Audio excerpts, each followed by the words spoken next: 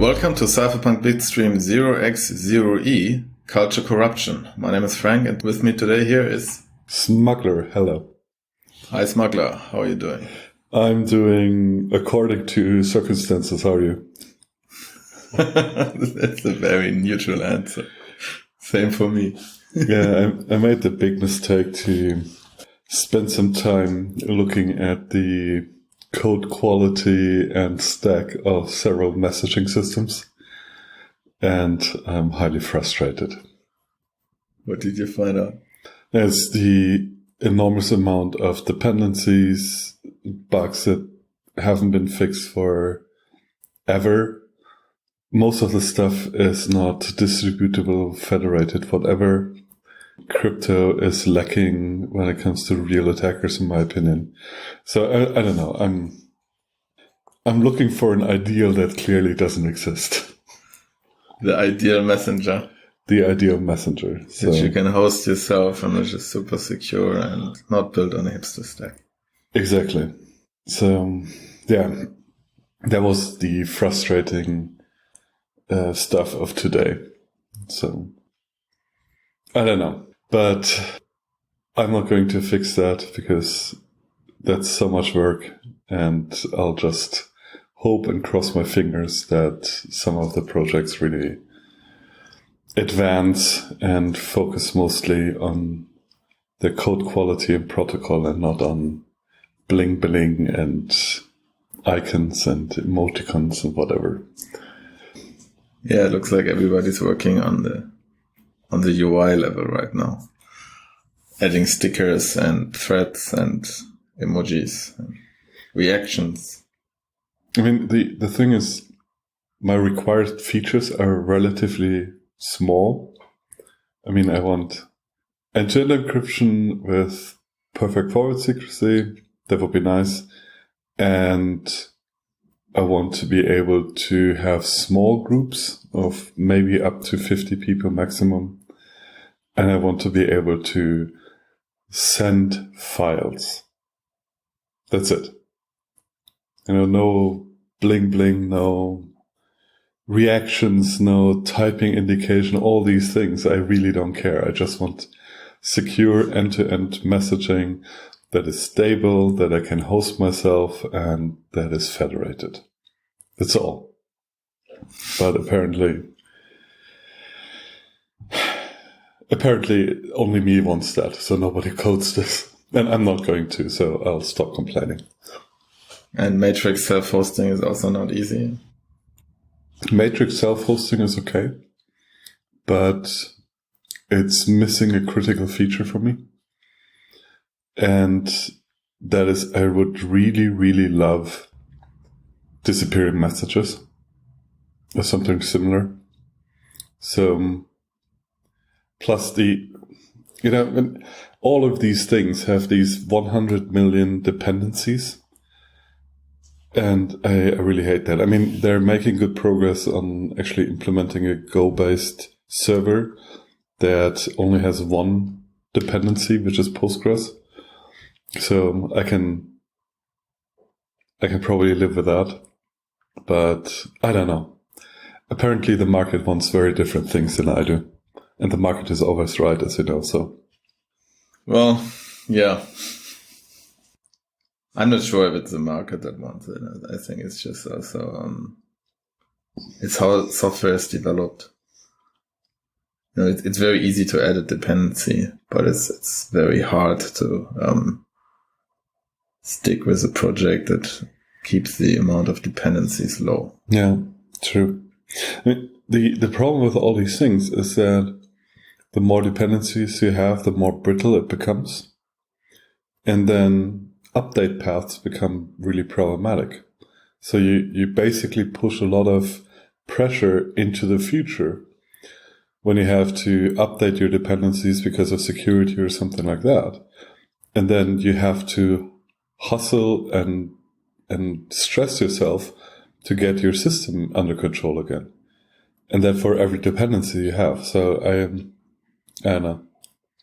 In my ideal world, I would use one of those secure USB sticks, those micro computers on USB. I forgot the name. What's the name? USB Armory? Yeah, a USB armory. So a USB armory with Tamago, bare metal Go, implementing the server. That would be awesome. Just stick into a network somewhere and forget about it. But we'll never get there. So. We're in a bull market right now. Maybe you should launch some token and then get it financed. Yeah, but I don't think that messengers and blockchain should have much to do with each other. So yeah, probably not. No, it's not a right fit. No. So I'll continue to complain, but I will complain silently. Like you said, it's disappearing messages are important, and blockchains are not famous for stuff. No, nothing disappears on the blockchain. It's a different use case. It is. It is. And how are you? Yeah, pretty good actually. It's a good day, interesting times. Yeah, been reflecting a bit on how life was, a decade ago, and a lot has changed. Less parties. Yeah, I mean, no parties now, but less parties in general. If I zoom out, actually, it's pretty good. Okay. So on personal level, good, and on global level, what about that?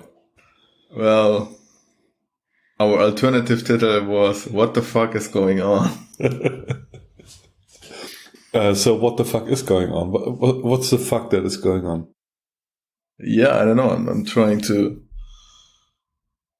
understand the situation. I mean, if you're not looking at 10 years, but if you're looking at, say, 2 years back, it's a very different situation now, Whereas, when this whole COVID thing changed a lot of things, I have the impression, and I'm afraid it's not going to revert. It's not going to revert back. It's not. So what do you think is going to stick around that is negative? Travel restrictions, or making it harder to travel, things like vaccination passports, for example. Okay. I think will become a thing. Okay. I mean, for a lot of countries on this planet, there is already a given and has been a given before COVID. I mean, there are a lot of countries you cannot enter without having yellow fever vaccine. So. Yeah, sure. But I mean, in general, I mean, I never experienced that being checked. Probably also didn't travel to the countries where they check for yellow fever. But I mean, a lot of the things were not really enforced. But it seems to me that we're moving into the direction where it's always, okay, you have to personally identify, you have to prove that you're vaccinated. It's a lot more tracking going on, just like through enforced regulation or through people thinking they have to enforce it. I mean, here, people want you to register if you sit down to drink a coffee. True, but is it really enforced? I mean, my feeling with a lot of these rules, at least from my experience, both traveling and in the country, is that a lot of rules are on paper, but nobody really puts the effort into enforcing them. So there are like a billion other rules that we don't even know about because we've never seen them being enforced. Mm. I mean, sure, for air travel, you outsource the enforcement to the airlines. So that probably means that there will be something done there. But crossing borders by car, I didn't have any issues during the whole time of the pandemic so far. And when it comes to registering at restaurants, okay, maybe it's me just putting in bullshit data that is the bad solution, but those rules are made for breaking, I think. A lot of them. Yeah, I mean, sure. I think there is a difference between air travel and other travel. I think air travel will stay even more inconvenient than what it already was before. So I'm also trying to shift more to car travel. And it's a nicer travel anyways. You see the countryside, you interact with the people. you can curse at Italians. So Yeah, for long distance, I would like to have a driver, that would be good. I'm cheap to hire, just 80 euros an hour and I'll drive you anywhere.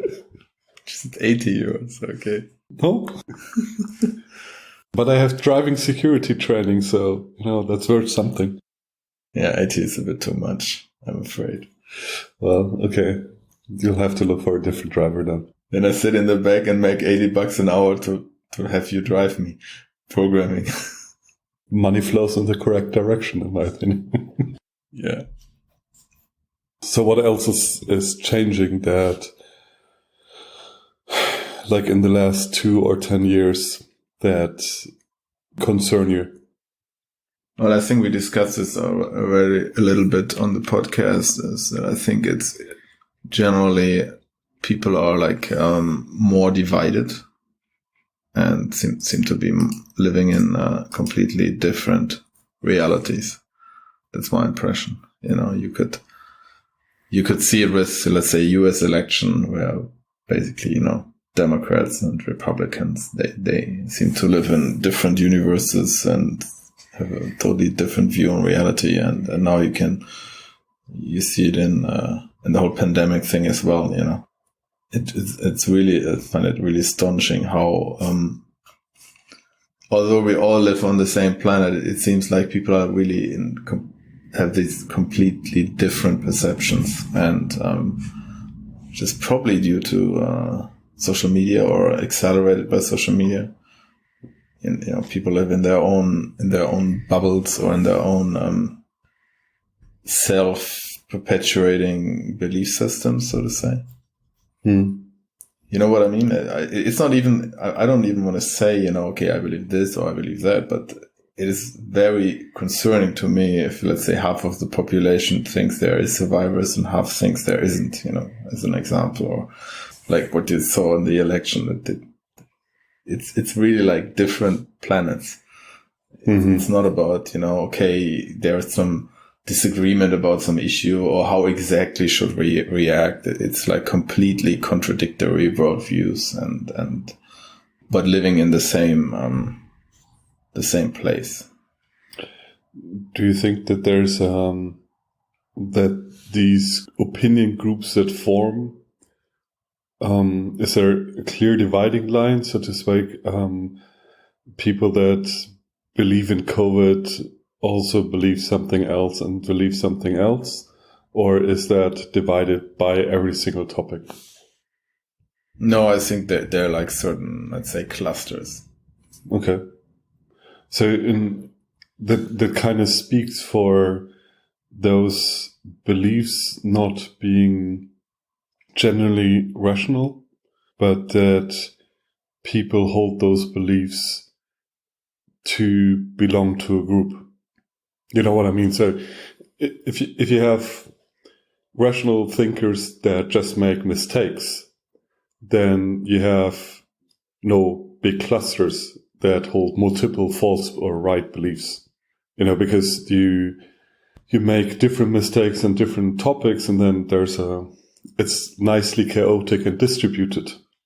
And I think that is what has usually been the case, that of course everybody has a certain chance to be wrong and to believe something that most people wouldn't believe, or that, have a slight nudge in their values maybe, and then make different decisions when it comes to truth. But usually that means that there's a huge mixture of belief sets and not strong grouping across different beliefs.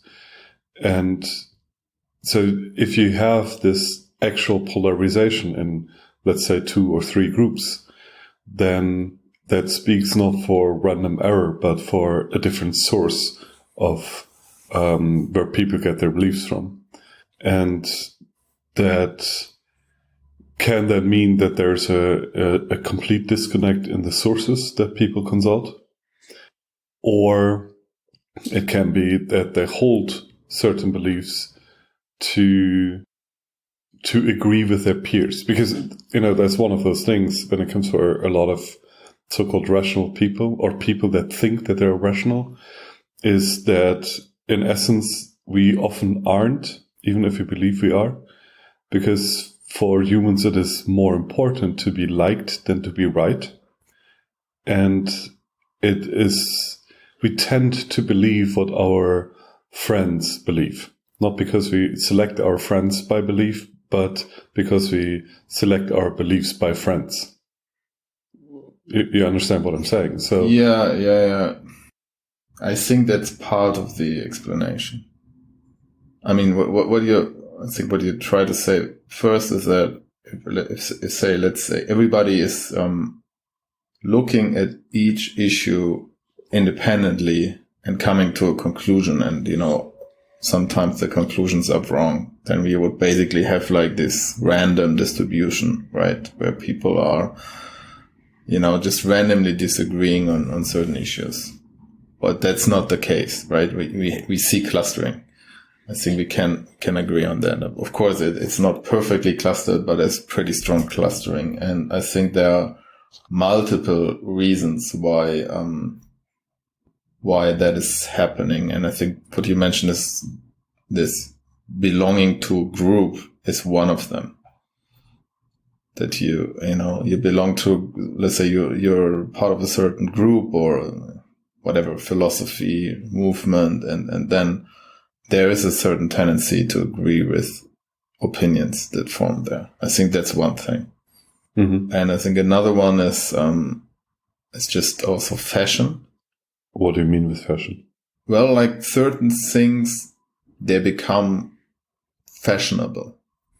Opinions or... But that is the same thing as believing what your peer group says. So fashion is wearing what your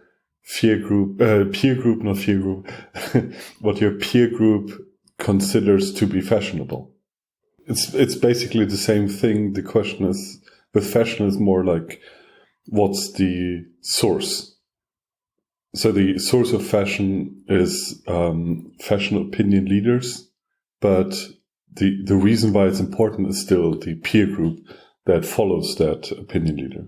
Yeah, sure. But I mean, it is also, they probably interact with each other, peer group and fashion, but sometimes things become fashionable that nobody was thinking about before. And then suddenly it's a big thing everywhere. Or, I mean, it's usually more in certain groups than in others, but there is some effect going on there. Let's say, now everybody, you can get gluten-free food everywhere. Now everybody's gluten intolerant, and gluten-free food is this big thing. And like 10 years ago, there were still people who were like gluten intolerant, but it wasn't a big thing. It wasn't fashion. So now it's a thing. And, I mean, this is not a political opinion, of course, but I mean, there are these, cycles where certain things become fashionable and, without any real, reason for it. Mm-hmm. I mean, like, okay, going back to crazy blockchain land, let's say Dogecoin, right? It's clearly a total meme thing and still. But it's up 40% today. It's up a store of value. It's up 200x in the last 6 months. Clearly a store of value. It will replace Bitcoin one day. Yeah, the flippening is happening. Okay, we're joking. It's not financial advice. It's not financial advice and not actual opinion. It's just a joke, before you all freak out. But more seriously, I think what is also a strong driving factor in the clustering effect is the, let's say, predisposition.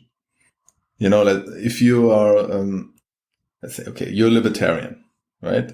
So why are you libertarian? Because, I mean, you reach that conclusion, or maybe it's also just some predisposition. You like freedom, you don't like to be told what to do. Okay. And if you're that, then you're probably against forced lockdowns, or it's more likely that you're against forced lockdowns because of their predisposition, not necessarily to conform to the group, but because of that, certain say, character traits. I think that is also a big driving factor there. Funnily, so when it comes to a lot of these lockdown discussions and whatever, what I've noticed is that a lot of the anti-lockdown people are actual complete control freaks in other ways. So for example, there's this correlation for anti-immigration, strong police, and being anti-lockdown. So it's this, it doesn't make sense in itself. I mean, it's like self-contradictory. It is, to a certain degree, self-contradictory. You cannot be both a control freak and not a control freak at the same time. That doesn't make sense. And on the other side, it's the same thing. It's this, we're for lockdown, but we're also for less police, but higher taxes. These things don't really align well, in my opinion. But I think we discussed this theory recently about why the left in the US is for lockdowns and why the right is against them, right? Why is the left for lockdowns? Wasn't it us talking about this? So basically the theory goes that COVID started and then Trump was against lockdowns. True. So the left had to be for lockdowns and then the Republicans had to be against them. And it's, in a way, it's the wrong way around, philosophically speaking. It should be the other way around, right? It should be the conservatives saying, okay, we have to protect the country and, have to be conservative here. And well, they are conservative. They want to conserve the economy. So that is conservative. Yeah, but the liberals should be for, freedom of movement and things like that. So true. So I think that is also an effect often, that when some group takes a position, the group who is against that position, against the group, automatically changes the other position just to be, True. Contrarian. True. It's the same thing with the wearing of masks. Everybody is freaking out about this. You have to wear masks, but it's probably the best thing that could happen to us when it comes to anti-video surveillance. But those people that are against video surveillance, apparently, events being controlled by the state, being recognized everywhere, being in panic of Big Brother, it's the same people that refuse to wear a mask because now nobody can recognize me anymore. So it's another one of those opinions that in a larger context don't really make sense. And I think we have that for a myriad of things these days. So we have these clusters, and I actually think there are only like two big clusters. And in the middle, there's some flowing around people that change their opinion, etc. But in the end, I really think it's only those two groups. I'm not sure that liberal and conservative is really the right distinction there. Maybe it is. But as you say, there seems to be those two groups have to disagree on everything. That's like the default mode of whatever they do, is they have to disagree on everything. Mm. Before we go into this, let me just add to the mask thing. I agree. I think that is actually one of the best things that happen through that. I mean, we will probably for 5, 10, if not 20 years, we will always have an excuse why we wear a mask. Always. If somebody asks you, you just look at them and you just put on your hysteric voice and you say, because of the virus.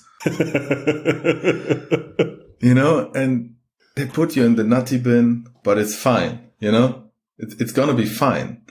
Totally. You can fully, put gloves on and whatnot, fully mask up and be like, it's going to be fine. True. I mean, your response should be depending on what group the asking person is. So if it's a conservative, you can say it's because of Big Brother and I don't want to be surveilled by Silicon Valley and the progressives. And if it's a liberal, I can say it's because of the virus. No, I mean, like in some, sort of official capacity. I mean, like let's say you're traveling somewhere or you're running through some city or something. And like 2 years ago, it might have looked weird. And, let's say some police guy might have asked you, okay, why are you, masking up? And now I've never been asked by the police. Never. It's always random people that are concerned. It's never the police that is concerned. Except for protests. So protests, that's the police that is concerned there. Yeah. But even that now you can kind of pull it off with. Well, you cannot go to a protest without a mask anymore. Which is also totally contradictory, right? They didn't repeal the law. No, they didn't. So you now have to wear a mask if you go to protest to protect yourself against, to comply with hygiene measures. Yeah, and at the same time, you're not allowed to wear a mask. Didn't they pull this thing in Germany where they said, okay, you kind of have to wear a mask in a car, but at the same time, you're not allowed to mask up in a car because not as a driver. Not as a driver. So if you wear the mask, you cannot wear the sunglasses because then some crazy shit like that. Yeah. So, but what do you think are these two groups then? So there's this other big thing where everybody disagrees on, and that started before COVID, and that is the identity/culture wars. So we have these things that we call, cancel culture and Me Too and new economic theory and all these things that... You mean like the modern monetary theory? Yeah, exactly. So there's this... Apparently all the pro-lockdown people and pro-mask people and all the Democrats and all the liberals and all the progressives and all the left seem to be great defenders of these culture and identity wars, while on the other side, whoever is left is rather critical of them. So that's another big field of opinion. So it's more than one opinion. So it's how it's called, multisectionality? Intersectionality that divides those two groups as well. And what apparently is completely impossible by now is to talk with each other about any of those subjects, because you cannot actually agree just a little bit or disagree just a little bit. You have to be all in for one side. And on the other hand, it's a subject that is pushed into every aspect of life and society at every corner. And in a way, it's one of these big opinion fields that is dividing society, especially because there's no real way of communicating over it. Mm. Yeah, I think it's this combination, right? That it's the discussion is formed in a way, or is done in a way that there is no middle ground. Mm-hmm. It's always, escalated to you're either this or that. There is no room for disagreement in a way. And at the same time, it's like this, everything is political. Yeah. You kind of have to talk about it. Yeah. This idea, let's say, that you go to work and you don't have political discussions at work because, well, it's work. And, you have your political discussions and your ideas outside of work is almost, radical these days. Mm-hmm. It kind of reminds me about what I read about, socialism. That it's always political, it's everywhere. Everything is like class struggle. And I think that it's going in a similar direction here, that it's always like this, but it's super important that we talk about these things at work, and also creates this. I think that's another thing that heats it up, is like this. If you don't say something, you're complicit. Mm-hmm. People kind of try to force you into a position where you actually express an opinion. Yeah. And it's not okay to say, okay, well, I don't really consider the issue and I'm not really interested in looking at it right now. So yeah, everybody is forced to make a judgment on these issues. So it's not that you can say, okay, I'm judgment free there, or I don't have enough information, or I don't care, or I have a complicated opinion. But it has to be this, you're either on our side or on the side of the others. And if you're on the side of your others, you're the enemy, you're wrong. Mm-hmm. So this being forced to judge is, in a way, there seems to be a meme or an idea out there that wants society to sort into those groups. You know what I mean?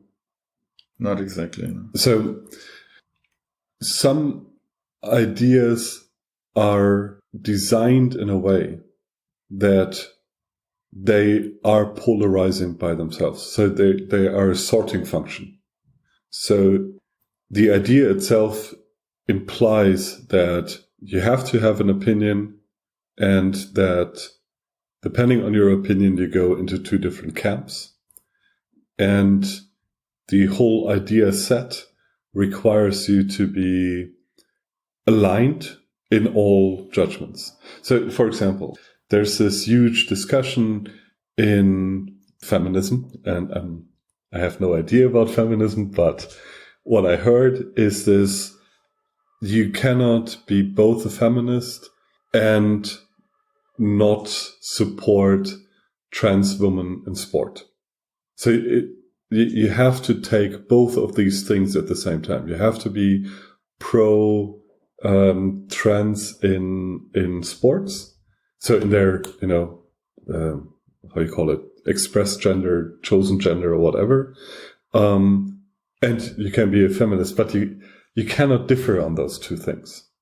And if you do, everything falls apart. It's this whole, what's the name of this Harry Potter writer, Rowling's or something? Yeah. She got into so much trouble because her opinions there didn't align with the canon of orthodoxy. Or the same thing with this Jenner person. It's like this person in the US running for Senate, I think, or for Congress. It's a trans woman, I think. And she doesn't agree that trans women should be allowed to play in women's sports. And now everything is breaking down on her because she doesn't subscribe to the complete orthodoxy. Mm. And that is what I meant with, there are certain sets of ideas that are essentially designed to sort people into very confined groups, in this case, into exactly two groups. You all either buy the whole thing, cloth and everything, or you're out. So it's a certain extreme form of orthodoxy that you have designed into these idea complexes. But I'm not sure if it's really like the idea complexes or if it's just like a outspoken subgroup that is, like the most orthodox, so to say, who is attacking everybody, who's not agreeing with it. At least when it comes to the spokespeople that I have heard so far. So, for example, I had this podcast that I listened to in preparation, where this American woman of color, strong feminist activist, she was listing all the bad things, about the patriarchy. And the patriarchy was not just against women or trans or homophobia or whatever, but it also included things like capitalism. So there are a lot of these not connected subjects that are pulled into one explanatory frame, and you have to be against all of them. So apparently there's this not small movement, at least when it comes to media, that says, okay, if you're pro women rights, you also have to be against capitalism. And people are trying to combine all those issues together. And it is, for me, it is amazing how they can get away with that. For me, it is amazing how big these subjects are in media and in social media and in academia, even though they often lack a good analytical framework, even if they cannot actually demonstrate how these issues belong together. And they still get away with creating this whole complex of ideas that sorts society. Well, I mean, to be honest, I mean, I already feel uncomfortable right now, you know? And the reason is that my impression is that these issues are like, so, what's the word? Contentious? Contentious that if you just, you know, like we do now, you know, try to talk about it a little bit, try to grapple with it, you know, that it has like this risk that this, you know, shitstorm will come down on you, you know, that somebody picks up some quote, you know, out of context, or even if it's in context, doesn't matter. And then you're like, you know, attacked like without end, like this J.K. Rowling thing, you know, where basically somebody identifying as a feminist, but then she says the wrong thing in that cluster. And then she has like this complete shitstorm coming down on her. That, I mean, I can understand why a lot of people say, okay, I don't even want to talk about this, especially not in public. I don't want to express any opinion because, the cost is just too high, you know? So that means all the moderate, I think a lot of the moderate people, like either, I think it's fine that you don't have an opinion on certain issues, you know? I mean, that's one thing, right? Because it's just maybe not your issue. It's not your thing. Or you're just lacking information. Yeah, you're lacking information. I mean, yeah. To be honest, what do I know about the problem of trans people? Not much. You know, it's not my problem. So I'm not an expert, or, you know, things like that, or whatever, you know, people who are Muslims. It's not my religion. So what do I know? You know, that's one thing. And the other thing is that, people don't want to engage with these things when they're, let's say, moderate, and they rather shut up because it's, in a way, I think it's the radicals, or in the sense that they have more extreme positions, that are the loudest. And that means that, you know, if you're more moderate or you don't have an opinion, I think people often just shut up, and that creates that impression that it's like really only these opinions that dominate. Although maybe the majority of people actually have a moderate position, but is afraid to even talk about it because they don't want to deal with the outrage, because it can pull like this, you know, this ton of energy from you if you do talk about it. The thing that we already established is that there's this social environment pressure to talk about these things. So you have to have a judgment. And then on the other hand, if you have the wrong judgment, the pressure of the accepted classes descends on you. So the interesting thing there is actually that if you look at the whole thing from like a mile away, you know, you just try to see the situation by itself, by the behavior of people. What I cannot help to think is that if you're living in the times of the Spanish Inquisition, you have the same thing. There's a certain orthodoxy that you have to confess to publicly. You cannot diverge from it because it would be bad or irrational, or because they might kill you. And the whole society is slowly molding into that thing that tries to preserve orthodoxy. So if you take away the content of the thing, you know, you take away So Spanish Inquisition, you have the Catholic religion, and now we have this, however you call it, the progressive memeplex. But both of these ideas and their social structure is that they become highly orthodox, like enforced orthodox. And you have people that have to confess that they believe in them just to be able to get on with their lives. And the moment you disagree with that, you're out. And I was told in school that we're past that point where liberal societies would insist on orthodoxies, that instead we would have a pluralism of opinions and have a competition of opinions and not a more or less forced way on what opinions you publicly proclaim. And who was this company in the Bitcoin field that has had this trouble with Coinbase?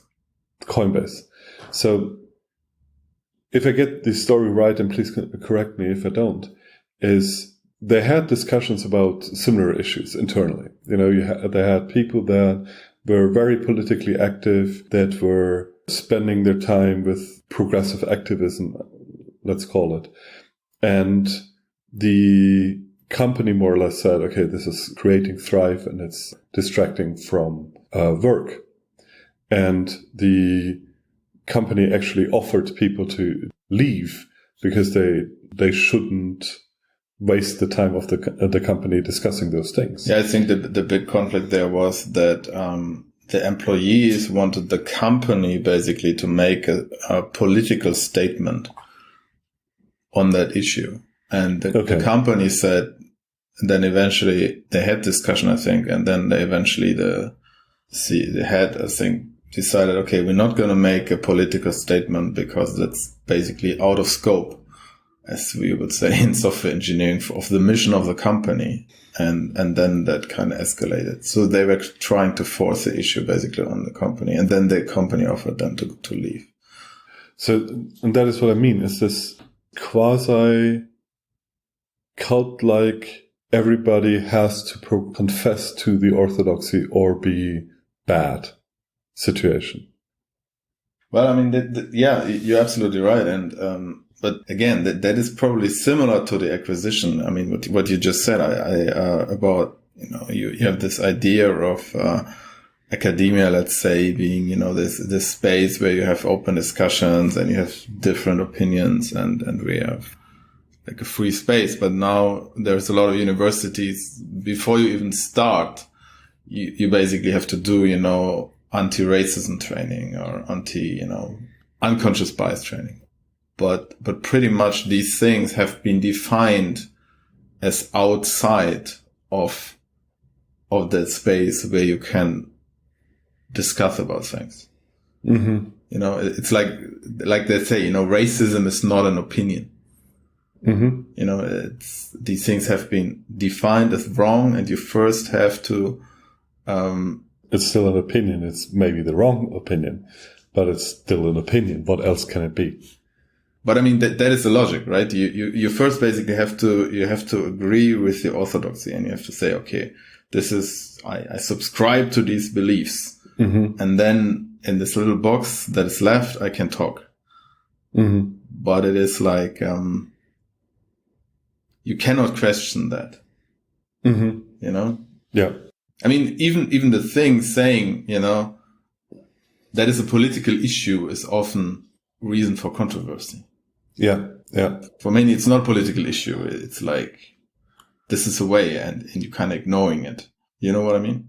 Let's say the Coinbase thing, like the whole thing, like, okay, Black Lives Matter for me, is a political issue. It's like, It's a political issue. Why is Black Lives Matter part of, let's say, source code documentation for Go code? Why do I have a banner there? Makes no sense. Or why should Coinbase make a statement about Black Lives Matter? Mm-hmm. But for me, it's a political issue, and you can have different opinions on that. But I think for people pushing for that, it's not a political issue. They're pushing with, okay, this is basically, there's only one correct belief. And if you don't want to utter that belief, then you're out. You're out. Yeah. And it becomes so important that it has to be uttered everywhere. Like I said, what does it have to do on source code document, like in documentation pages for software projects? And where does it end? Will we, now it's like you go there and there's one banner. Will there at some point be 10 banners or 50? Do we have, it's like with the cookies now, where you have to agree everywhere. Will you always have like this 50 banners on every web page saying, whatever, Black Lives Matter and save the trees and this and that. And yeah. And for me, it's actually really, really distracting. Mm-hmm. It's like, okay, I want to look up function API, parameters, and then I'm hit with some political thing. It's like ads basically in that context for me. Well, funny that you say that, because I think they are ads. The thing is on the website to communicate that whoever is operating the website belongs into the right group and into the socially accepted group. And hence, because it does, it has a future. Because so the interesting thing with what is happening today on a lot of those issues, and it's not just critical race theory and all these things. I mean, let's step away from the actual content. This outside view of what behavior is happening in society is something that has happened a lot of time in history already.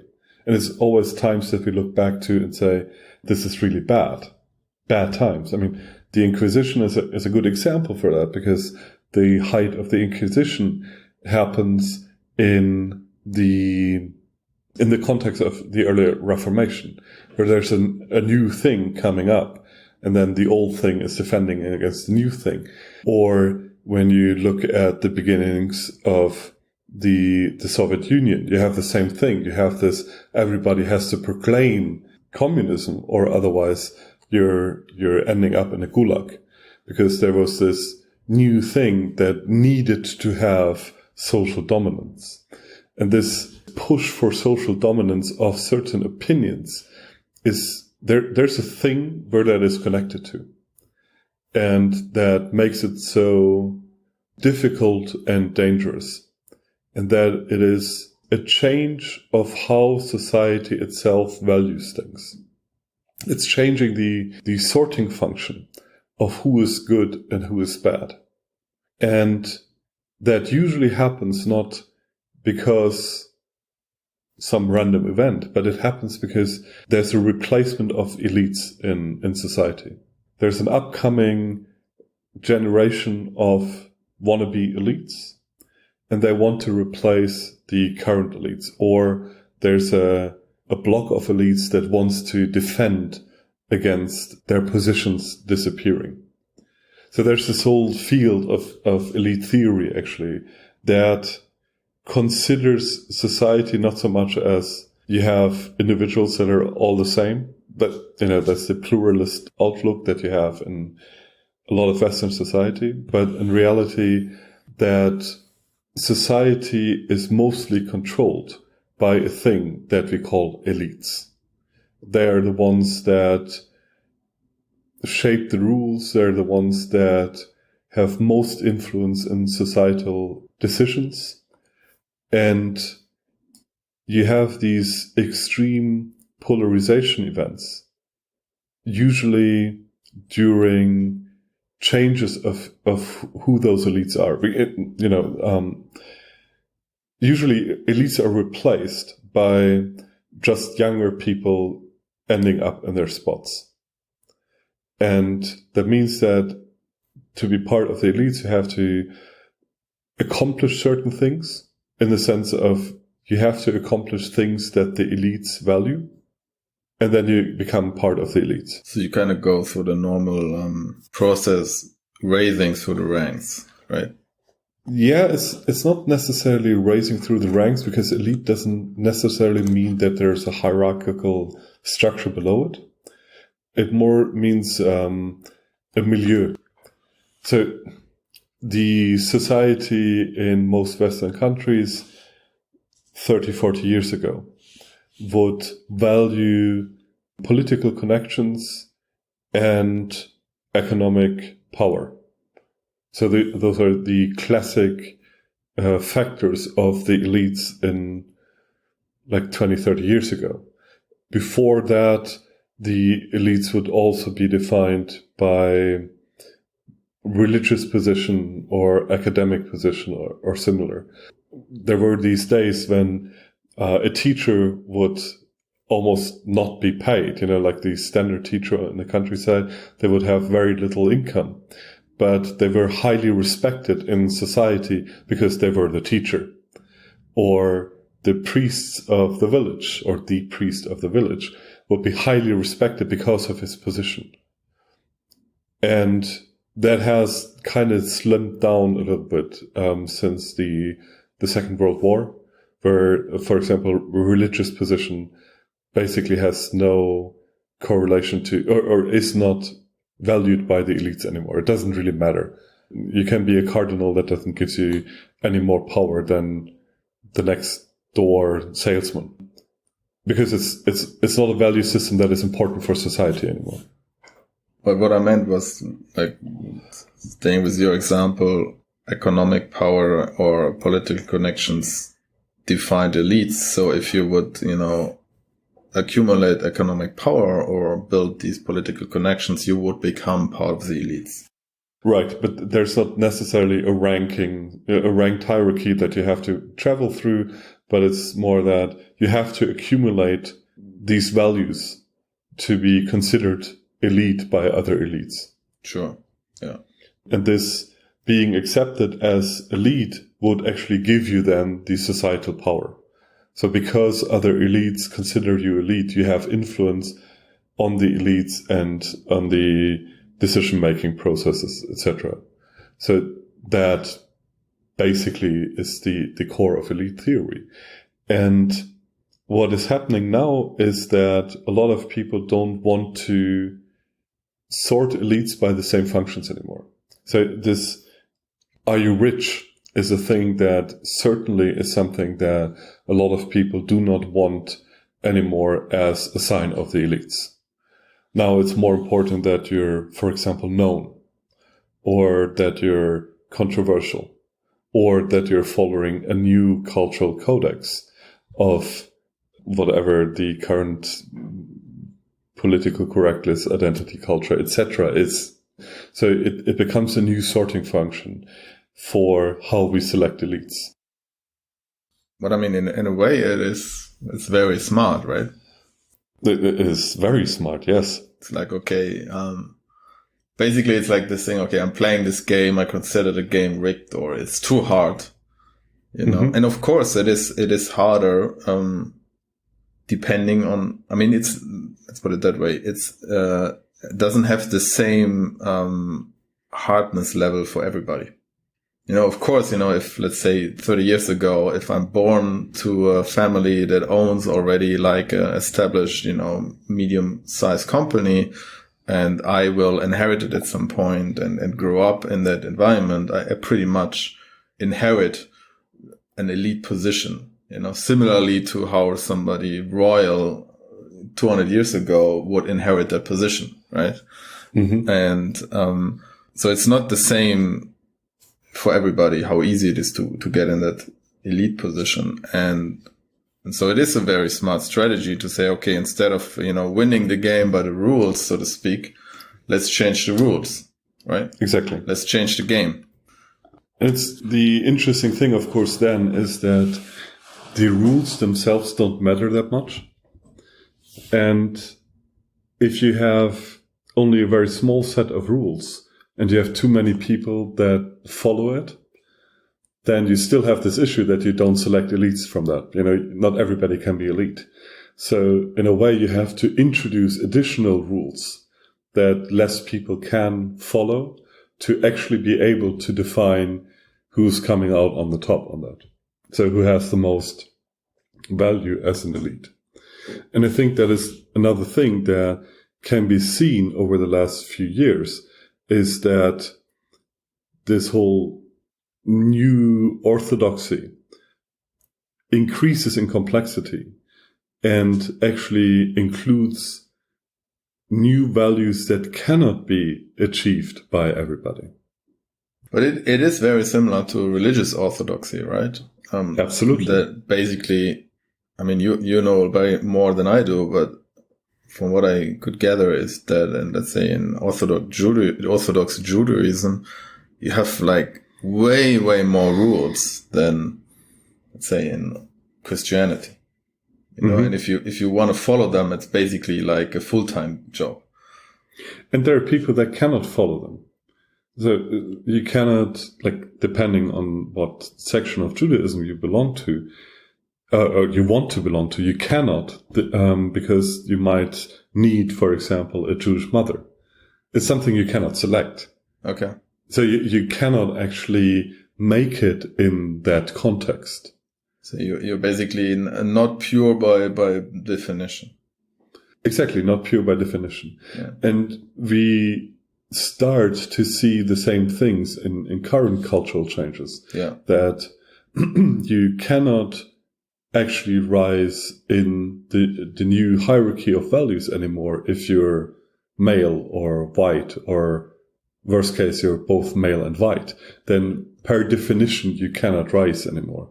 So these rules, in a way, are perfectly designed for creating a new elite structure, because they cull down the contenders and make sure that only a very select amount of people can actually rise to the top and have this being accepted by other elite status.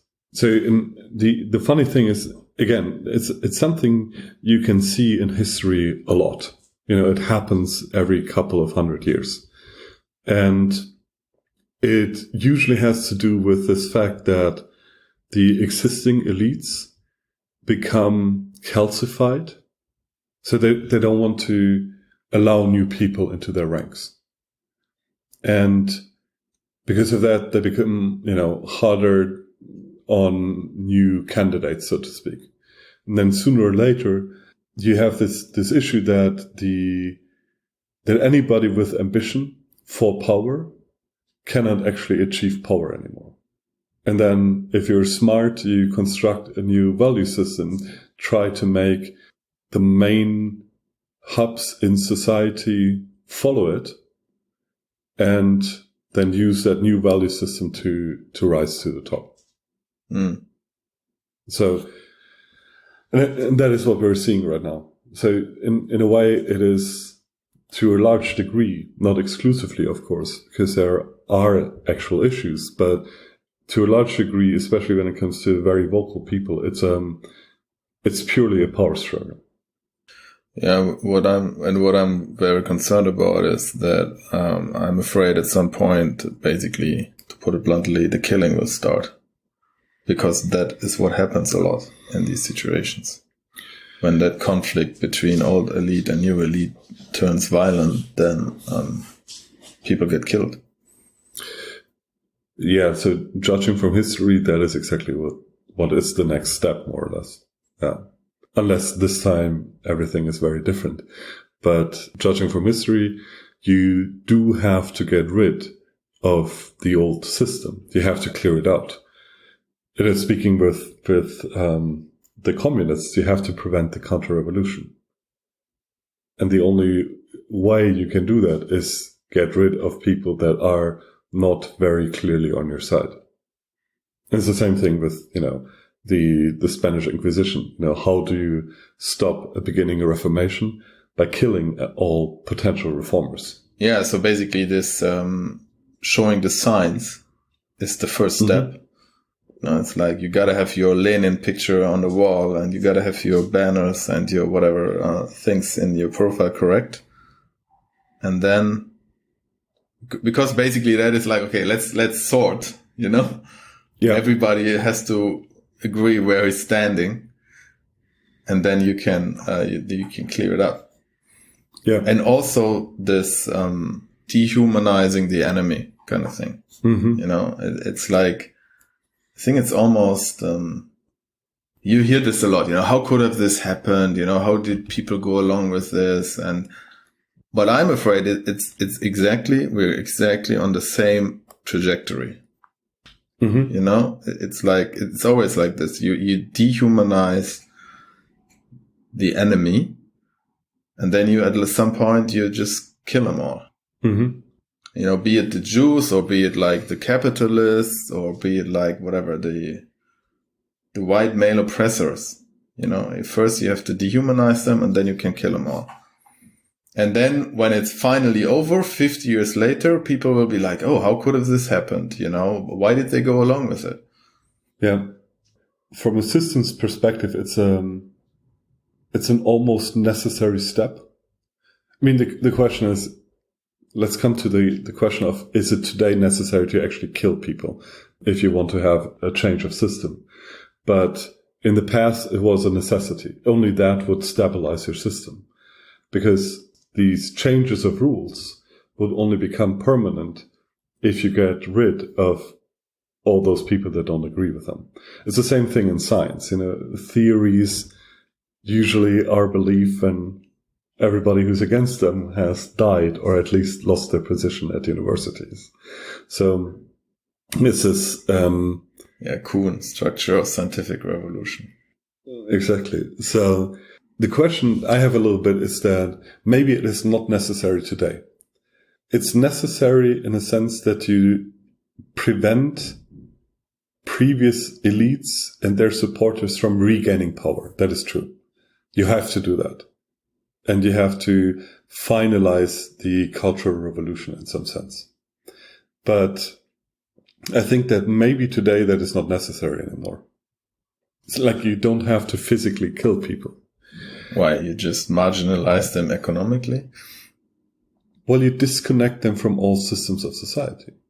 So today, everybody in society is so much dependent on relatively central hubs to be able to function in society. So, for example, you need a bank account, practically. You need a passport, practically. You need internet access, practically. So there are a lot of these things that you have to have today that make you function in society. And if the new elites can gain control over those central functions and exclude you from them, then you're not a real risk anymore. You're not going to start a revolution without internet access, a place to live, and a bank account. You're not a threat anymore. Who's listening to the ramblings of a bum? Usually nobody. So in a way, canceling out everybody from participating in public life and financial life, etc., might be the way to not having to directly kill people. And it's not without precedent. So in the past, the sortition for who's with the new elites and who's against it was often done by changing land ownership. So, for example, if the kingdom became Catholic, then the land of the Protestants would fall to the Catholics, or vice versa. So it's this disconnecting people from being able to participate fully in society has been used for the same purpose in the past. And I think today it's even easier to do that. I mean, we're in a time where your voice can mostly be suppressed by just kicking you out of a couple of websites, basically. Okay, so basically, I mean, I have to correct my earlier saying. It's not just the killing; it's also basically you basically put people, let's say, in labor camps. Also, what communism did, right? A time-tested working solution for the problem. So that would basically be the virtualized labor camp, or camp where you disconnect people. And like you said, it's very easy and it's already happening.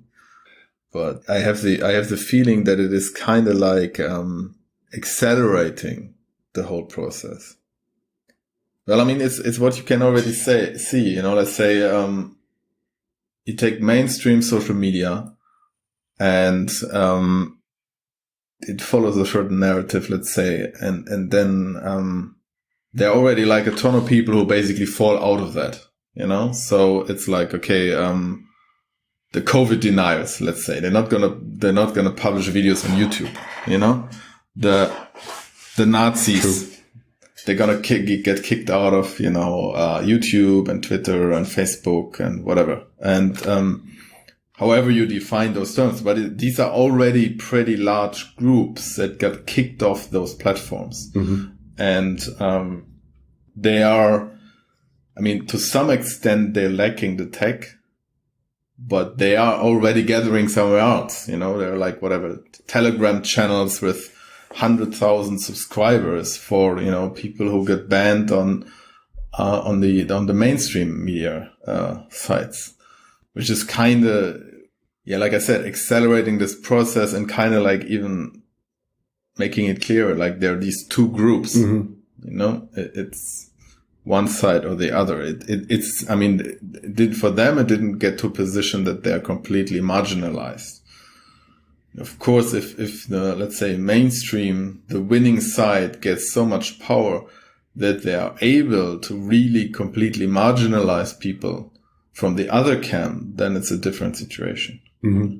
Like if you, let's say you have the wrong opinion, you lose your job, you lose your bank account, you lose your ability to travel.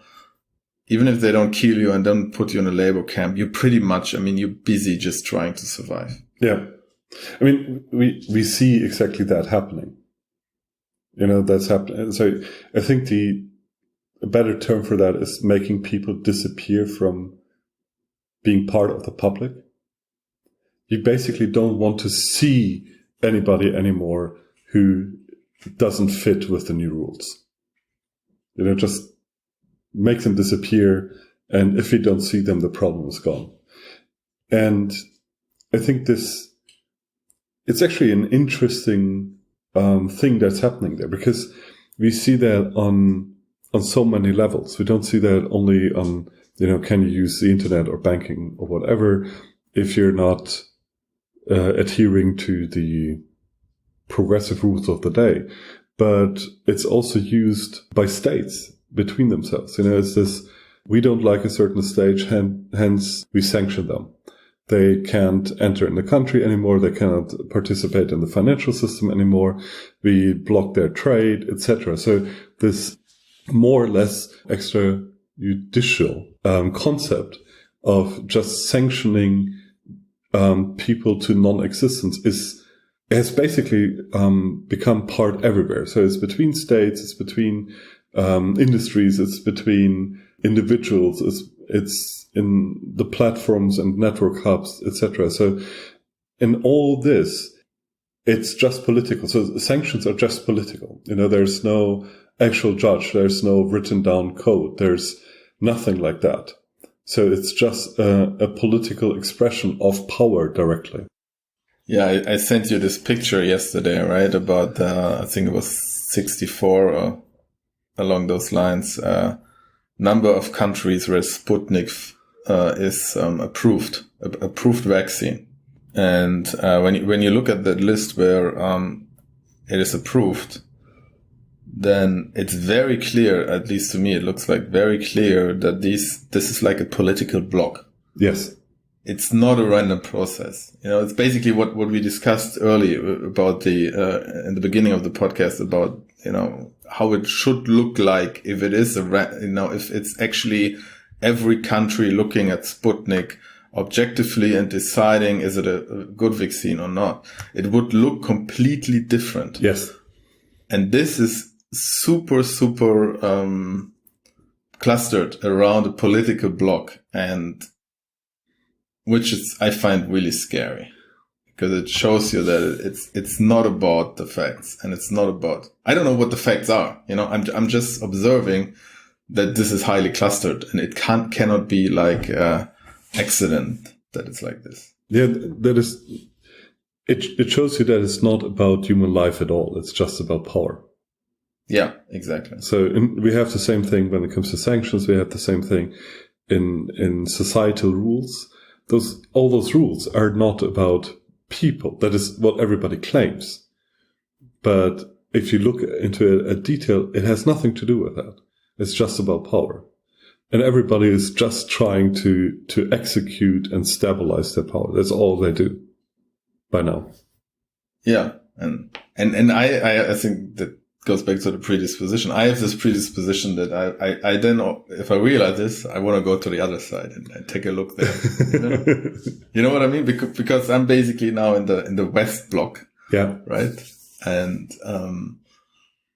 then I'm like, oh, I really want to check out the other side, you know? If everybody hates them, they have to do something right, you mean? No, I mean, just because I'm still, want to understand the truth, Mm-hmm. and if I have the feeling I'm being put into this filter bubble, I want to hear the other side. Mm-hmm. It doesn't mean that they are right, and they probably do the same shit, of course, Most just certainly, yeah. Reverse, but I still want to hear the other side. Yeah. It's like if I would have been living in East Germany back in the days, I also would have wanted to listen to the West TV, like some people did or a lot of people did. So, and it's a similar thing, and I think we kind of have this, in a way, we live in this age where we have the impression that we're so connected and, we have all the information available, but, practically it's not the case. Yeah. I mean, like, although theoretically I could look up a lot of things, it's not happening. It's practical, it's like, let's say I would have to, also I would have to speak Russian and Chinese ideally, and then try to really tap into their media systems and their social networks and understand their culture and to really see the other side, Yeah, there's this nice quote, I can't remember whom it is from, that in the modern day with internet and everything, all the information is available, but the knowledge is lacking. Yeah. So we can look up everything, but we understand so much less. So I think that is a good example of that. And I really do think it's heavily language influenced. For sure. It's like the information is simply not there in the languages. Plus it might not be as well ranked. If you come back to, these rules and that a lot of these things are not just randomly happening, but they're selectively done. And you look at how, search on the internet works, etc., then of course that is reflected there as well. I mean, you can't just go on the internet. You have to find something on the internet. And this finding is itself influenced by what your society, or at least the search engine provider, ranks as being relevant or not. So, and that is, in a way, that is actually a self-reinforcing system. So if you only find relevant things, then you will only quote relevant things that make those relevant things more relevant. And then in the end, you are actually ending up in a local maximum. So it's yes, you can be most conformant, but you cannot be most right or wise or knowledgeable. That doesn't work anymore. Yeah, and I think you would have to, it's not about, like you said, accessing the information. I think you actually have to learn how to access the information for the other culture, Mm-hmm. As an example, I would have to go to Russia and learn Russian and, talk to Russians and learn from them. Okay, what search engines do you use? How do you access information? It's like, or same in China. It's not like the Chinese believe Chinese state media. No, they don't. They know that it's propaganda, but of course they have their ways of accessing information, exchanging it, and it's not like I could replicate that easily going on Google. Yeah. You know, I would have to learn these things, basically, learn this new cultural context. You can always search on Yandex. It's not a problem. Yes. You know what I mean, right? I mean, yeah, I do.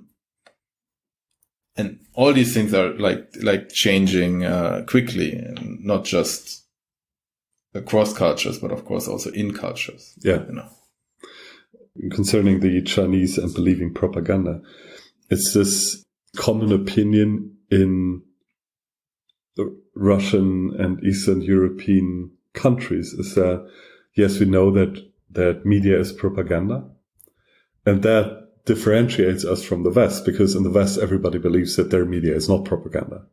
Mm-hmm. So in Eastern Europe, people just don't take media or government statements at face value. They know that it's always a little bit wrong and intentionally wrong. You know, there is propaganda. And in the West, we actually believe that everybody is constantly truthful and unbiased. And that is, if you think about it, it's actually really funny to believe that those same processes of power wouldn't happen in the West. You know, that's stupid. They have always existed. Yeah. And for some reason, we have believed the propaganda that there's no propaganda. Yeah, there's also this effect I find this really interesting here in Switzerland. So basically, like when you look at newspapers in Germany, there's always a lot of stuff about the US. You know, I mean, when there's US election, it's dominating everything, and it's kind of like normal, and probably because it's like the important power block. But it's not as easy to see, like I said, when you're inside it. Now I'm here in Switzerland, and then you go on, like Neue Zürcher Zeitung, the biggest Swiss newspaper. You go on their website, and in German, but it's a lot of stuff about Germany. Yeah. And I was like, why the fuck do they care? But it's probably the same situation, that it's like the big country having a lot of influence over them. Yeah. And also the same language, direct neighbor. But it's almost like looking at from the outside, that doesn't really make sense to me, because, okay, why? I mean, it seems almost over-concerned, Yes. For me, it's like, guys, don't care about Germany as much. Yeah, you should realize a lot of us are leaving, come to you, because you're not driving it into the ground as quickly. So, don't focus on Germany, Yeah. Focus on your own stuff.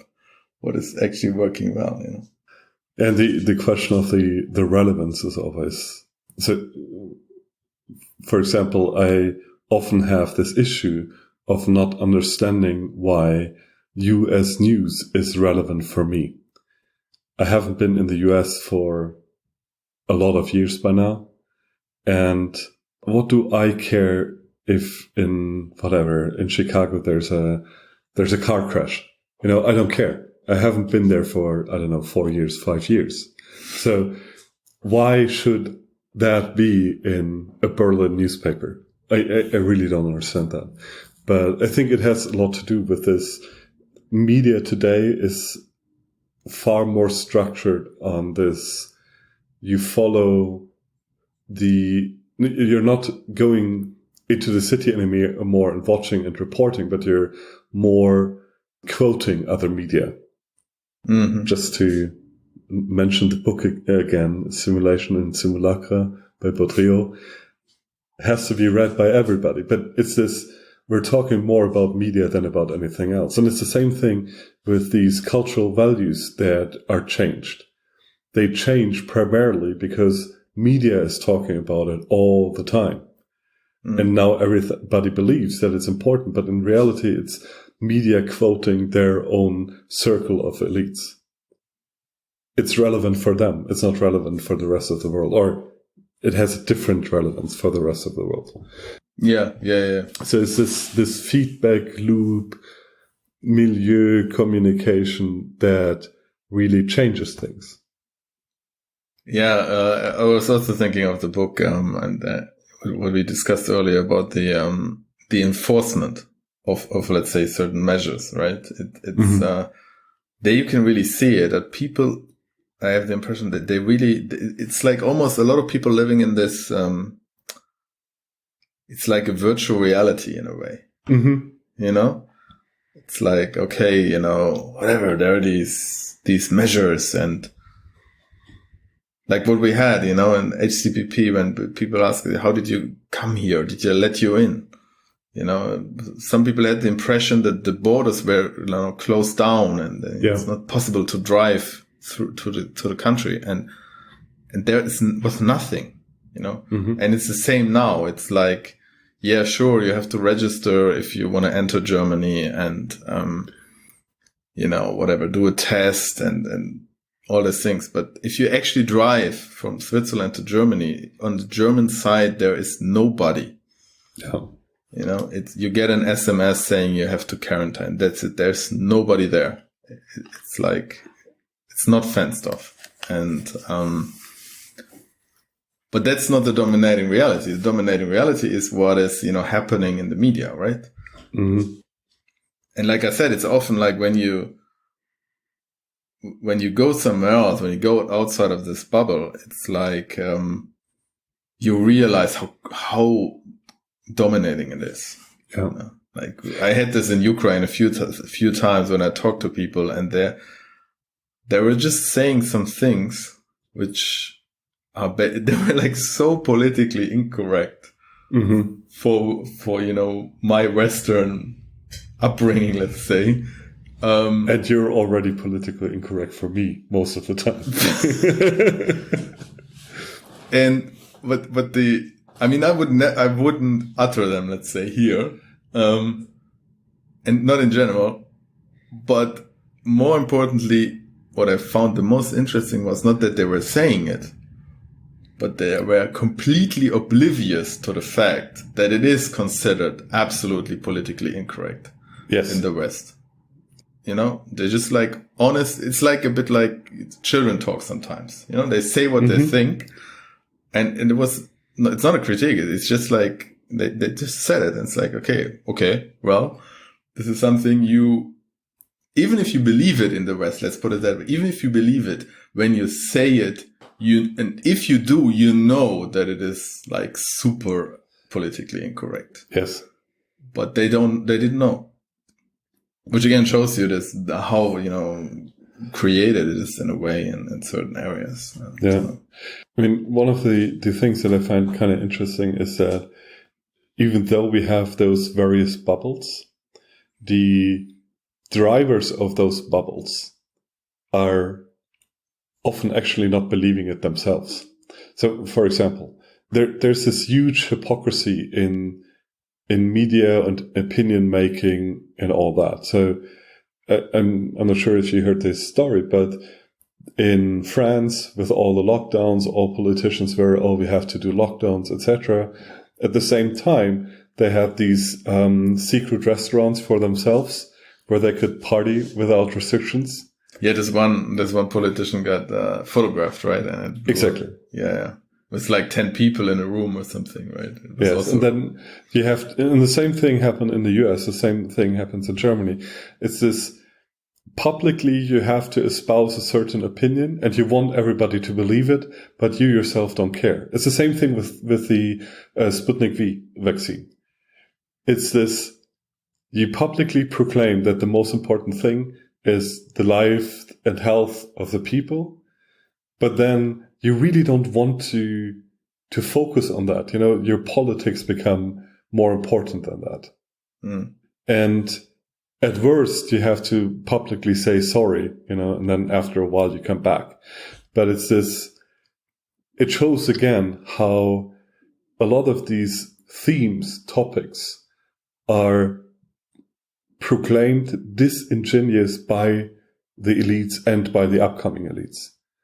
It's just, well, not just, but to a certain degree, it is just manipulation and a new form of power struggle. They don't really care for the values that much that they proclaim they have. No, of course not. And I think that links to another thing. So there's Lord Acton, power corrupts and absolute power corrupts absolutely. I think that is clearly visible in a lot of these things. And it basically shows that human character is undermined and maybe not destroyed, but infected by power. And I find this new, everybody has to take part in this power struggle actually has the same effect on people. Their character gets undermined. And a good example for that I always stumble over is this: people are not able to consider what another person says in a charitable way anymore. We always have to look for what is wrong about that. We have to make that statement wrong. We have to understand it in the worst possible way. And we have to immediately use it to make a judgment on that. We had that in our personal environment in the last few weeks, where people, they wanted to misunderstand what we were saying, like consciously misunderstand, make the worst possible interpretation out of it, to be able to, for themselves to differentiate themselves and actually execute power over our decisions and opinions. And I find it actually concerning, because it's one of those effects of enforced orthodoxy, is that you yourself become an inquisitor, and you kind of have to do it to protect yourself. And it destroys people. At the ends of the spectrum, it destroys people. Yeah, I think that is one of the driving factors of this dehumanization process, right? People often don't, like you said, they don't want to look at it charitable anymore. Mm-hmm. It's like it's automatically assumed the other person is like evil. Mm-hmm. And they're not trying to look at it from another perspective anymore. And I could see that in myself earlier, when I, sometimes I would, take certain opinions and say, whatever, let's pick a contentious issue that's, let's say, abortion, that, I would think, when I was younger, I was just like taking over the mainstream opinion, saying, yeah, of course it's okay. Of course it's okay. And if you're against it, you're a religious fanatic. Mm-hmm. But, actually then talking to people, trying to understand also where they're coming from. Yes. Why, it's not like, it's a bit more than it says in the book for them, usually. Yes. And then, then I could way better understand where they're coming from. And it also, changed my perspective in a way. Yes. And it is, I think this is a good example actually as an issue. It's a very, very complicated issue. Like the question of abortion. It has many nuances and it's a very hard problem, and it actually requires to understand the other party, and it also requires to, there are all these corner cases too, and by now the topic is so problematic that you can't even invest enough time and charity to even learn about that. And it's actually problematic if you do. So, people look at you wrong if you're trying to understand the other side. Yeah, this is actually a good example, right? Where this is, again, split into this two camps, right? Yes. And in the US, at least, it's like this. You're pro-life or you're pro-choice, right? It's there's nothing in between. There's nothing in between. And all these, like, what about rape? What about if the child is, disabled, has some health problems? What about if the mother has health problems? what time, the philosophical implications, when does life start, and all of that, No, it's literally, forget about all of this. It's one or the other. Yes. And if you're on side A, then the people from side B, they're completely nutcases and evil. Yes, exactly. And vice versa. Yeah. And, although it is actually, personally, I believe it's an issue where, even if you look at it nuanced, I mean, in my opinion, there is no like really great answer. No, it's a situation that sucks, and it will always suck. Exactly. That's this issue with a lot of those topics is, if it's abortion, if it's feminism, if it's all these things, there's this idea that with the right thought, we somehow can make the world suck. Not at all. But there are so many situations where there's simply no path of action that is going to make it suck less. It will always suck. Yeah. And no matter what you're telling yourself, it will suck. And it will be hard. And it will be heartbreaking or unfair or all these things. It will be a shit world after all, in a sense. And that's it. Getting into depressive territories now even more, but hey, that is what we do on every episode. Yes.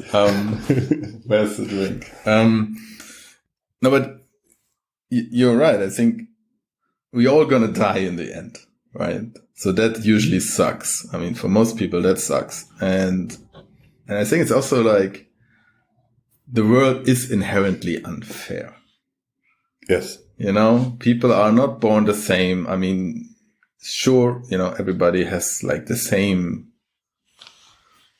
or should have, like theoretically the same rights. But we are not the same. We're not all born the same with the same abilities and things like that. Not the same parents, not the same countries, Some people get shitty illnesses with no fault of their own. Others don't, and it's the lottery of life. Yeah, it's a lottery. Illnesses suck, right? So, and the bad ones suck really badly, and accidents, all that stuff, just had it the other day. I almost had an accident, and I just got lucky, right? Yeah. But it could have been really severe. I could have been, fucked up now, and so in an alternative universe, I probably am, and. Yeah, and you're right, and I think that somehow also gets lost often in the discussion, that it's we can try to make things better and fairer, and we can try to act as humans, but we cannot take the suckiness out of life. We can't. Yeah, and that will create more suck. Well, that is exactly the thing. A lot of things that we're trying to do right now is just reducing the suck for some people by increasing the suck for others. That's basically the recipe that we're using everywhere. We're distributing suck, and for some reason that makes it fine. And I don't know, it's one of these differences between conservative thought and liberal thought, actually. It says conservatives they know that it will always suck, and liberals we can perfect the world by evenly distributing suck or whatever. So, and I think that nobody's really thinking about how to be able to actually deal with suck. We don't learn that anymore. The smallest thing is suddenly a catastrophe. And that is, I don't know. I kind of think we as humans with the state, to use the anarchist mantra here a little bit, with the state we have actually become dramatically worse in dealing with suck. Yeah, sometimes you just have to suck it up. Yeah, not necessarily suck it up, but at least don't make other people suffer just because you threw the wrong ticket in the lottery. It's one thing to help each other and to try to participate in the suck of others, out of charity. That's a good thing because it actually helps all people. But if your solution for suck is to just distribute suck, you're not making a more optimal world. So, yeah. I just had this funny thought that basically suck is a bit like the inverse of fucks. So yes, it is. You know the saying, right? There are like only so many fucks you can give. Yeah. So make them count, choose the right fucks you give. And with suck, I would say there's a minimum amount of suck that is always there. And it's just a matter of how it's distributed. And often when we try to make it fairer, we increase the overall level of suckness. The total amount of suck increases. Yeah, exactly. Because you're creating, real problems, Yeah. And the real problem is to stay with those two words that describe complex metaphysical realities is if you have enough suck in your life and other people put more and more suck on you, sooner or later you will stop to give a fuck about them and their sucks. Yeah, that's what's probably driving this polarization. Yeah. Well then, now I'm depressed. As always. So to recap the whole thing, everybody is competing about power. We are becoming uncharitable hypocrites. We don't give a fuck about that because everything sucks anyways. So hashtag no future. Okay, no, we should turn it around. Let's not stop on the dark note, because I think there are important things we can do to make things better, or at least prevent them from becoming so much worse. I mean, after all, this is called Cypherpunk Bitstream, and we're talking about crypto-anarchy. And we're turning it around here. We're turning it around. So I think when you begin to understand how the corruption by power, through power, and with power is spreading everywhere, and how it is minimizing thought, and how it is minimizing charity, and all these things, and how it is using these networks of controls, those hubs of control, the necessity to have permission, the social media mobs, and all these things. If you look at all these things, I think that crypto-anarchist thought actually has something to contribute there. Because in a world where crypto-anarchist systems are bigger, a lot of these avenues of power don't work. So if you're able to communicate anonymously and encrypted, you still can have conversations and explore thought without having to have that fear of ending up on the wrong side of the shooting squad.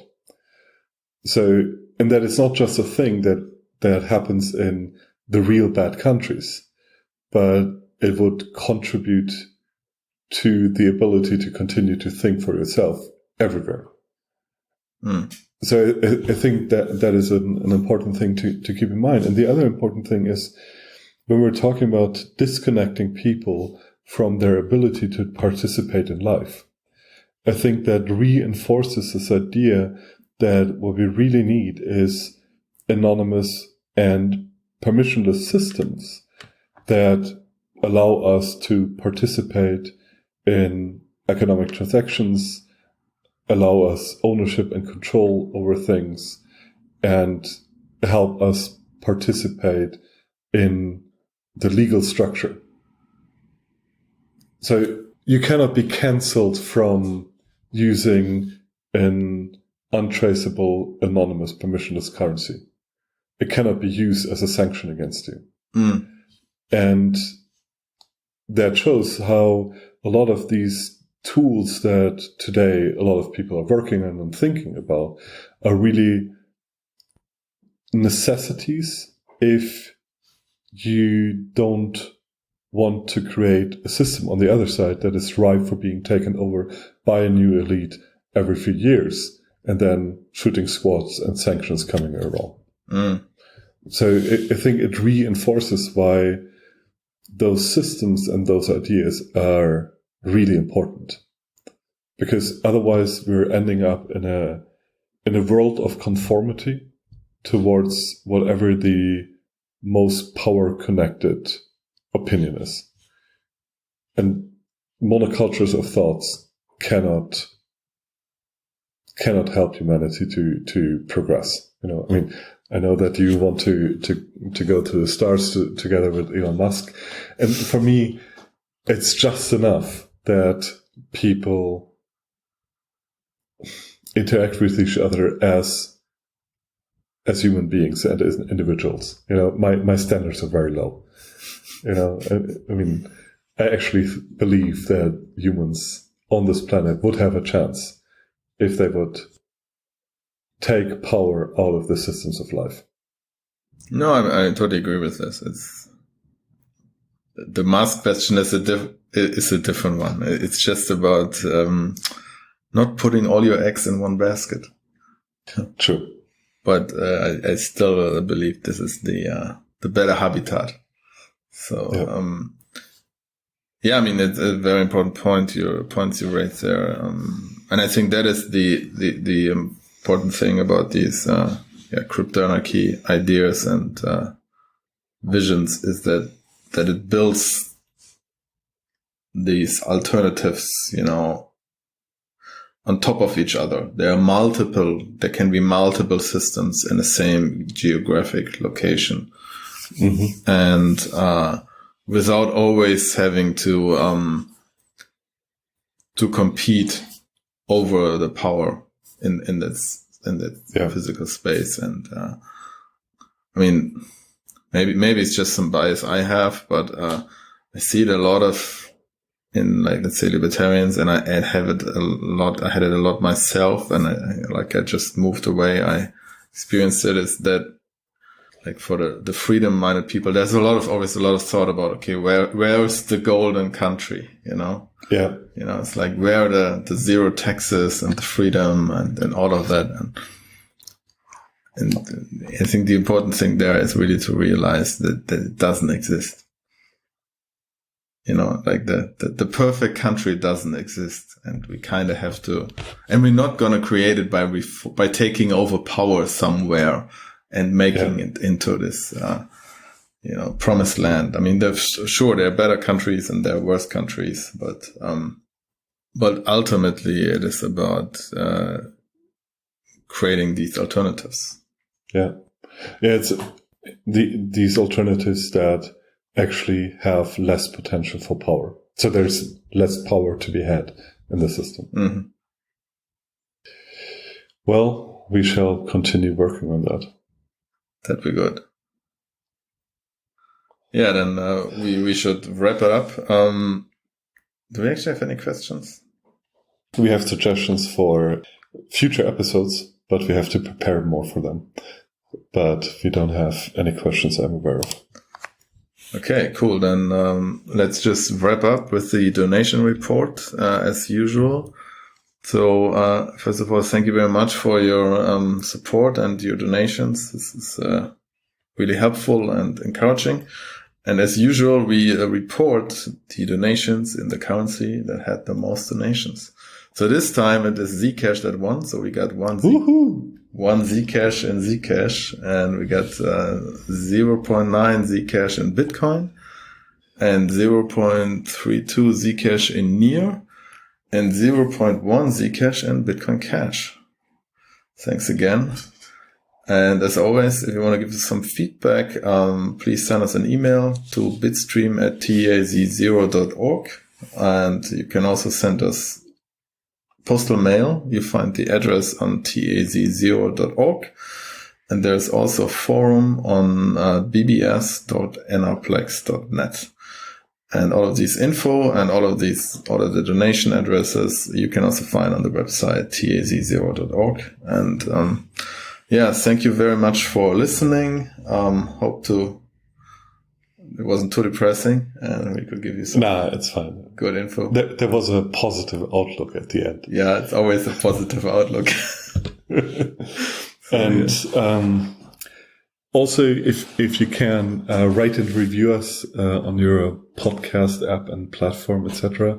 So, because there's no correlation between the amount of listeners we have and the view that we have on those platforms. So, if you can rate us nicely and leave a constructive review, we will be very happy, and it will help other people to find Cypherpunk Bitstream. And thank you for listening. That's a very good point. Yeah, we actually never mentioned that ever, I think. Yes, we have to learn. We're marketing geniuses. Yes. So anyway, I hope the next episode won't be in 4 months, but sooner, but we'll see. We'll try our best. We still have a road trip episode planned at some point. So, yeah, don't hold your breath. But thank you for listening. Goodbye. Goodbye.